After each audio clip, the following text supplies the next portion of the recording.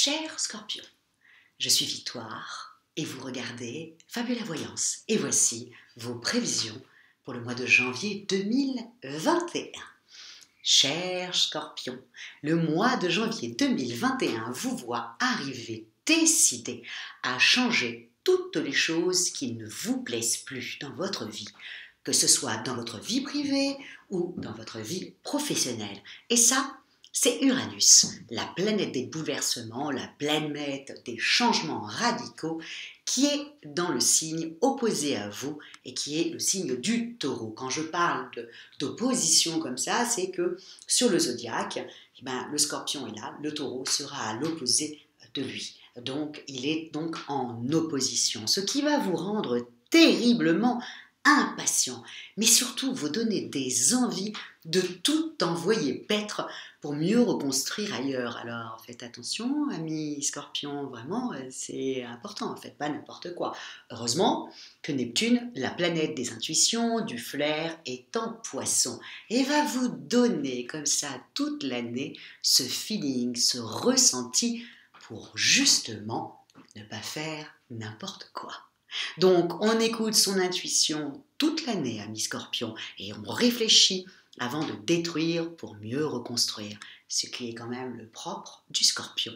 8e signe du zodiaque, 2e signe d'eau, gouverné par Mars, la planète de la volonté, la planète de l'action, la planète de la passion, et de Pluton, dieu des enfers, planète de l'instinct de survie, des pulsions, des choses souterraines, bref, des choses cachées, voyez. Mourir pour renaître, telle la devise du Scorpion. Vous êtes fait pour le pouvoir, parce que vous n'avez aucune peur, et votre capacité à traverser les pires crises et les revirements de situation font qu'on vous retrouve souvent dans des postes stratégiques. Vous êtes fait pour découvrir les choses, vous êtes fait pour sonder la nature humaine, bref, tout ce qui ne se voit pas à l'œil nu. N'oubliez pas, amis Scorpions, vos planètes dominantes sont deux dieux guerriers, Mars et Hadès, le dieu des enfers. Votre résistance est extraordinaire. Et puis, parfois, on ne se sent pas être son signe zodiacal. On se dit, mais non, je n'ai rien à voir avec cette personne que vous décrivez, et c'est normal. Je vais mettre les bases tout de suite en vous partageant les deux versants du Scorpion expliqués par Géraldine Join et Gisèle Bory dans ce merveilleux livre écrit au siècle dernier que tout bon astrologue a dans sa bibliothèque, les 12 piliers de l'astrologie. À vous ensuite de vous identifier à l'un ou à l'autre, ou pas du tout.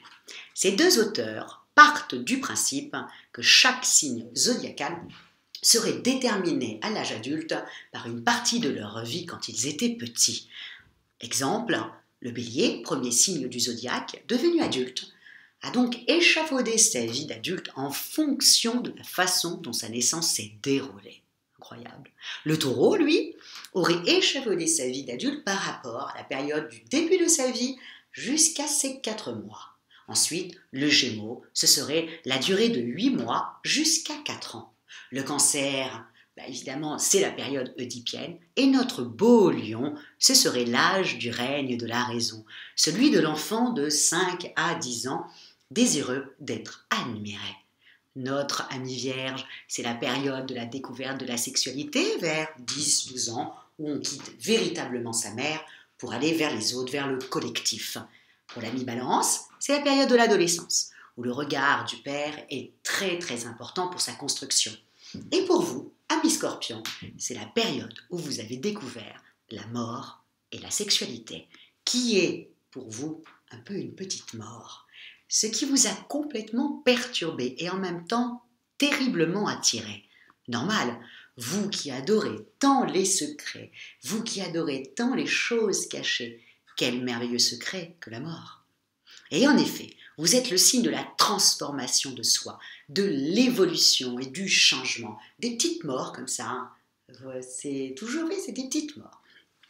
Vous nous enseignez que pour évoluer, il faut accepter de mourir à ses habitudes, à ses situations ou à des comportements passés pour mieux renaître à la nouveauté et faire émerger enfin de notre être, des forces et des qualités nouvelles. Tel est l'enseignement du Scorpion. Mais si le Scorpion résiste au changement et surtout à son évolution constante, qui est l'essence même de la vie, toute la vie n'est faite que de changements. L'être humain n'aime pas les changements, mais toute la vie, on est enfant, on grandit, donc on se métamorphose, on change, on se marie, d'enfant on devient femme, après de femme on devient mère. Bref, la vie n'est que changement. Donc si il bloque ces énergies comme ça, évidemment tout ça va devenir des énergies destructrices pour lui et pour les autres surtout, au lieu d'être créatrice. Donc, il restera comme ça, bloqué dans l'émotion négative. La dépression le suivra, il ne s'aime pas, ou au contraire, il se raccroche à une image de playboy. Toute atteinte narcissique, comme la maladie, la vieillesse, provoquera chez lui des états dépressifs. Pour que sa vie cesse d'être une répétition d'échecs et de pessimisme, il faudrait qu'il sente que toutes ses idées ou toutes ses actions ne sont portées que par des instincts morbides, pour enfin devenir cet homme Scorpion capable de se métamorphoser et d'aller jusqu'au bout de ses actes pour en sortir le meilleur.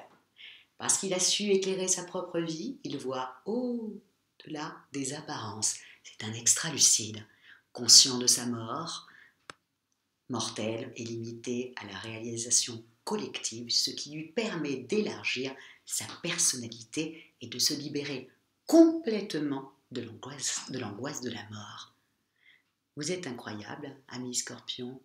Votre faculté comme ça, votre faculté à vous régénérer font de vous des véritables sphinx, mourir pour renaître et continuellement.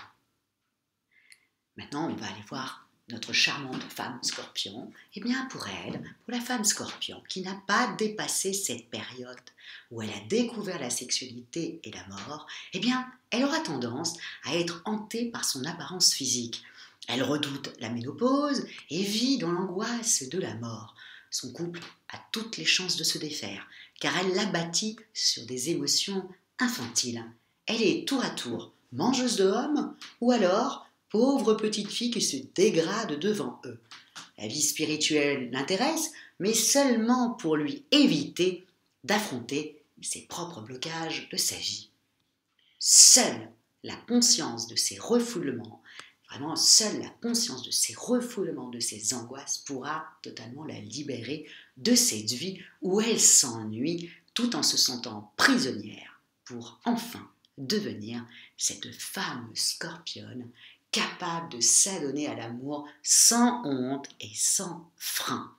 Libre intérieurement, elle éveille le sentiment de liberté chez autrui à qui elle donne la possibilité de tout recommencer. Sa patience et sa concentration la prédisposent aux recherches de fond normales, comme elle s'interroge sur la marche de l'univers, l'existence de Dieu et bien entendu la mort. Vous êtes juste incroyable, ami Scorpion. Cette façon de vous transformer vraiment fait de vous le meilleur des caméléons ou le meilleur des détectives. Maintenant que nous avons exploré comme ça les deux versants du Scorpion, allons voir ce que vous réserve le mois de janvier 2021. Et ça débute fort. Dès la première semaine de janvier, vous êtes sur les chapeaux de roue avec un Mercure, qui est la planète de la communication, c'est la planète de l'intelligence, qui sera dans le signe si efficace du Capricorne. Et cela va donner comme ça des échanges extrêmement fluides, avec une intelligence très très perspicace, qui avec en face de vous des personnes fiables et stables. Essayez, amis Scorpion, de faire quelque chose de cette première semaine où votre intelligence sera particulièrement aiguisée. Surtout qu'après, c'est pas top au niveau de vos échanges, avec un Mercure en carré à partir du 9 janvier qui va vous rendre acerbe et sensible aux paroles des autres. Et quand un scorpion se sent attaqué, et il pique mortellement. Donc attention amis scorpions à vos petites remarques assassines qui font mouche, parce qu'à un moment donné, vos collègues vont se retourner contre vous. Alors faites très attention à votre communication après le 9 janvier. Surtout qu'en plus, Mars, la planète des énergies, est en opposition avec vous, donc en opposition sur le zodiaque, vous êtes là, donc il est en opposition, avec vous, donc à l'opposé de vous, donc là, il faudra faire vraiment attention à la fatigue nerveuse. Hein. Heureusement, il y a quand même quelque chose de bien, quand même.